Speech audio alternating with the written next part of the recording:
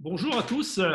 Nous devions, en début d'avril, recevoir à l'Institut culturel italien Gianrico Carofiglio dans le cadre du festival Italissimo, le festival de littérature et culture italienne. Malheureusement, comme vous le savez très bien, à cause de la situation sanitaire, on a dû annuler cette rencontre. Le festival Italissimo était annulé et reporté en octobre. Et donc, on n'a pas pu recevoir Gianrico Carofiglio. On se rattrape aujourd'hui avec lui en liaison avec Bari, où Gianrico Carofiglio nous écoute. Merci beaucoup d'être avec nous, Gianrico. Et donc, on va un tout petit peu parler avec lui de ces deux derniers romans. Un roman sorti en France ces jours-ci, 3 heures du matin, aux éditions Zlatkin, et un roman qui est dans les librairies en Italie en ce moment, qui est La misura del tempo, la mesure du temps, aux éditions Einaudi, et qui en plus, c'est un roman qui est parmi les finalistes du prestigieux prix littéraire Strega, les plus importants des prix littéraires italiens. Donc, on n'a pas besoin de trop présenter Gianrico Carofiglio, qui est très connu, un écrivain qui écrit une quinzaine de romans, qui a été magistrat avant, qui a été sénateur également, et qui est traduit un peu partout dans le monde, et même en France, il y a plusieurs de ses livres qui ont déjà été traduits aux éditions du Seuil et Cher Image. Mais donc, aujourd'hui, on parle de ces deux-là, et on peut commencer tout de suite, Gianrico, si tu le veux bien, avec 3 heures du matin, un livre qui est un roman d'initiation, de formation, une histoire entre un père et un fils qui se trouve dans une occasion un peu particulière pendant 3 jours à Marseille. Qu'est-ce que tu peux nous dire de ce roman? Bonjour à tous, merci de m'avoir invité. Je ne parle pas français depuis longtemps, et alors, s'il vous plaît, j'espère que vous soyez patient avec moi et avec mon français. Oui, il s'agit d'un roman de formation. Et le roman de formation est quelque chose auquel je reviens souvent. Cette idée se retrouve dans beaucoup de mes romans et nouvelles. Par exemple, Le passé est une terre étrangère et En attendant la vague, qui sont traduits en français, ce sont tous les deux des romans de formation typiques. Je dois dire cependant que 3 heures du matin, c'est l'histoire dans laquelle je me suis plus fortement identifié. Dans les deux personnages, père et fils, parce que dans ce roman, il y a 2 personnages principaux, un garçon de 18 ans, et l'histoire, c'est l'histoire de sa transition de l'adolescence à l'état adulte, mais il y a aussi la transformation en atteignant d'un homme adulte, c'est son père. Les deux ne se connaissaient pas avant, vraiment, je veux dire, ne s'étaient jamais rencontrés, et dans l'occasion de ce voyage à Marseille, 2 jours et 2 nuits sans sommeil, ils ont l'opportunité de se rencontrer, de se connaître, et rien ne sera jamais la même chose après. Et ces romans se déroulent dans le cadre de Marseille, une ville qui est à la fois, c'est une ville nocturne, avec, on est dans les années 80 si je ne me trompe pas, Oui. donc c'est il y a longtemps.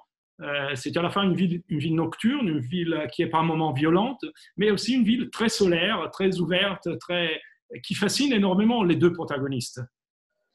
Oui, j'ai été fasciné par Marseille et par les contrastes qu'on peut trouver dans la ville, le jour et la nuit, l'obscurité et la lumière.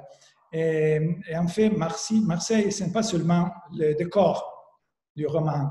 Je dirais que c'est un personnage, comme c'est un personnage, Marianne, une femme qui vit à Marseille et qui est... la rencontre avec Marianne, c'est le moment de passage. Elle dit une chose que c'est très important et symbolise pour moi l'histoire même. C'est un mot tagalog, c'est la langue majoritaire des Philippines. C'est baliquas. C'est difficile à traduire en italien ou en français parce que c'était un mot très riche. Ça veut dire quelque chose comme bondir, soudain, changer de point de vue, percevoir d'une manière différente ce que nous pensions connaître. C'est l'histoire de 3 heures du matin. changer point de vue et tout le monde change. Et Marseille, c'est très important. Pas toutes les villes peuvent être le décor pour cette histoire. Je veux dire que les différences entre jour et nuit, lumière et obscurité sont très importantes dans cette histoire. Et ce sont des métaphores de l'histoire même. D'accord. Dans le roman, pour expliquer peut-être le titre, 3 heures du matin, il y a une citation d'un livre de Fitzgerald, Gatsby le Magnifique, qui dit dans la véritable nuit noire des lames, il est toujours 3 heures du matin. Pourquoi cette phrase est si importante pour toi? J'ai toujours beaucoup aimé cette phrase, comme toutes les grandes phrases, les grandes créations de la littérature. Et elle peut être interprétée d'une complètement différente façon. Dans Fitzgerald, ça signifie une chose très triste. Dans mon roman, ça c'est le début de la Renaissance, 3 heures du matin. J'ai beaucoup aimé, en général, j'aime beaucoup voler des phrases et les utiliser dans ma écriture. Je dois dire qu'une des plus importantes phrases du roman, je l'ai volée. C'est une phrase que j'ai entendue une fois d'un ami. Je l'ai ressentie et je l'ai immédiatement pris, car le travail de l'écrivain est principalement de prendre tout ce qui se passe, voler tous les mots, toutes les phrases qui peuvent servir. Le poète Eliot a dit que les poètes immatures imitent et les poètes matures volent. Et je suis tout à fait d'accord. Et la phrase est la suivante. Il faut épuiser la joie au moment où elle nous surprend, car c'est la seule façon de ne pas la gâcher. Très belle phrase. Il faut vivre le moment. Et toujours autour de ces livres, 3 heures du matin, on peut dire que, en plus d'une histoire de changement, c'est aussi une sorte de réflexion sur les temps et la mémoire, parce que c'est très important dans ces livres, le souvenir de ce qui a été, la perception du passé et la découverte du changement lié au temps. Oui, il y a une réflexion de Brodsky, prix Nobel 87, que j'aime beaucoup et que je partage. C'est que la mémoire a en commun avec l'art, c'est la tendance à sélectionner, c'est le goût du détail. La mémoire contient le détail, pas l'image globale. La conviction de se souvenir de tout d'une manière générale, la conviction elle-même qui permet à l'espèce de continuer à vivre est sans fondement, dit Brodsky.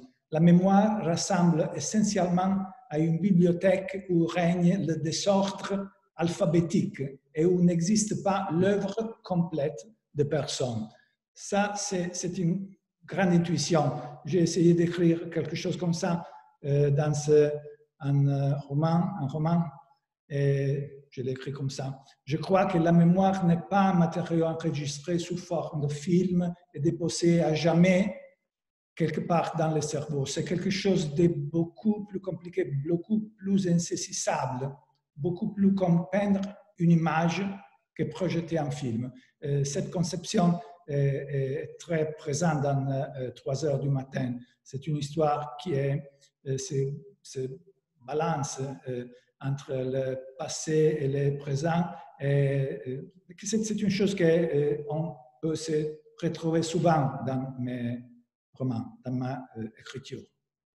Oui, et d'ailleurs, on le retrouve aussi dans l'autre roman dont on va parler, c'est-à-dire La misura del tempo, la mesure du temps, un roman dont le protagoniste est l'avocat Guerrieri, qui est un personnage qui revient dans plusieurs de tes romans, et où effectivement il se retrouve confronté à son passé. Il y a une personne, une femme qui a connu il y a longtemps, qui vient le chercher aujourd'hui quand il a l'âge de la maturité, et pour un cas, pour une question professionnelle.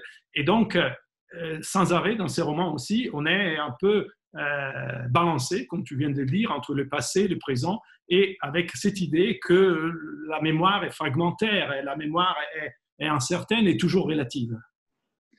Oui, en fait, dans ces romans, on peut lire que la mémoire du passé, c'est plutôt comme une image de braque, une image cubiste, avec des choses séparées. Il faut faire un effort pour comprendre. C'est difficile de se rappeler les choses dans l'ordre correct. Et c'est le mystère de la mémoire et le mystère du temps. En fait, La misura del tempo, c'est un roman sur le paradoxe du temps. On peut lire dans le roman une question. Essayez-vous de parler du scorrere, le déroulement du temps. Le déroulement du temps sans utiliser métaphore. Et il faut être conscient que dérouler, c'est en métaphore. C'est impossible parce que nous n'avons pas de mots qui sont spéciaux pour le temps. Et c'est un symbole de la nature compliquée, paradoxale du concept. Et c'est quelque chose qu'on peut trouver dans La misura del tempo. Et il y a aussi une histoire d'un procès, une histoire sur la, comment dirais-je, la vérité du procès, que quelquefois c'est quelque chose de différent de la vérité du Montréal. Oui, d'ailleurs, le temps est relatif, mais la vérité du procès aussi est relative. C'est-à-dire que là, encore une fois, on a, comme c'est le cas souvent dans les romans de l'avocat Guerrieri, justement le fait qu'il y a une vérité réelle et il y a une vérité du procès, il y a toute une procédure qui parfois cache ou transforme la vérité. Oui, tu as raison.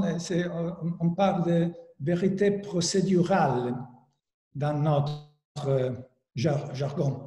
Mais le thème de la vérité, c'est souvent présent dans mes romans. Je ne parlerai pas de vérité relative, je parlerai plutôt de points de vue multiples sur la réalité. Dans le processus, dans la vie, il faut être conscient de cette multiplicité de points de vue.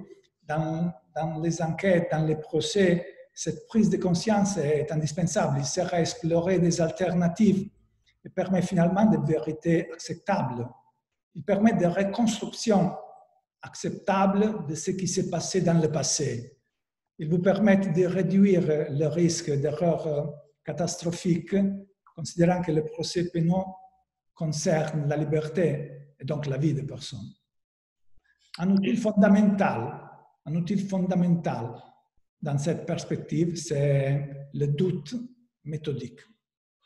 D'accord. Et d'ailleurs, Guerrieri, l'avocat protagoniste, c'est quelqu'un qui est à la fois sceptique, désenchanté, ironique vis-à-vis justement et de son métier et de la réalité. Oui, il est sceptique, mais je ne dirais pas que le scepticisme, c'est la connotation fondamentale de son caractère. Il y a quelques années, un journaliste a donné une définition avec laquelle je suis d'accord. Il a dit « héros réticent et mélancolique ». Je l'aime. La réticence, pour moi, a une dimension morale. Votre envie serait de reculer, mais vous comprenez alors que votre devoir est d'aller avant et fait ce qui est juste, même si c'est jamais si facile. À cette définition, héros, reluctant et moral, j'ajouterai seulement une référence, tu l'as dit, à l'ironie. Héros réticent entre ironie et mélancolie. C'est une définition que j'aime beaucoup. J'aimerais beaucoup moi-même être comme ça. Est-ce que l'ironie, elle est utile pour dédramatiser la réalité ou au contraire pour montrer encore plus les drames de la réalité? Dans quel sens Guerrieri utilise son ironie? Les deux, je crois. J'aime beaucoup, en tant qu'écrivain et lecteur, le passage du registre dramatique au registre ironique et humoristique. Ce n'est pas facile, mais cela vous permet de saisir des nuances de réalité qui seraient autrement perdues. D'accord. Et est-ce que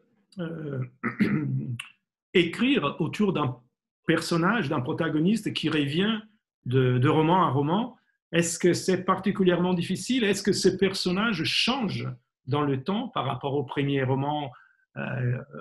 Il change autant que son auteur? Est-ce que le personnage change avec l'auteur? Ça dépend. Le caractère récurrent, c'est une définition que j'aime. Elle semble appropriée pour décrire Guido Guerrieri. Quelqu'un a parlé d'un personnage en série, mais je ne suis pas d'accord. C'est une chose différente. La série, c'est quelque chose, on peut changer la position d'un roman et rien ne change. Je crois que les 6 romans dans lesquels Guido Guerrieri est apparu sont comme 6 chapitres, grands chapitres d'un grand roman ouvert, qui est précisément la biographie de ces personnages. Cela change et évolue précisément. Écrire de nouveaux chapitres de ce roman n'a sens que si les personnages changent et que ce changement a quelque chose à dire au lecteur. Et ça dépend certainement aussi du fait qu'avec le personnage, l'auteur change également. Tu as été magistrat, tu as eu affaire à beaucoup d'avocats.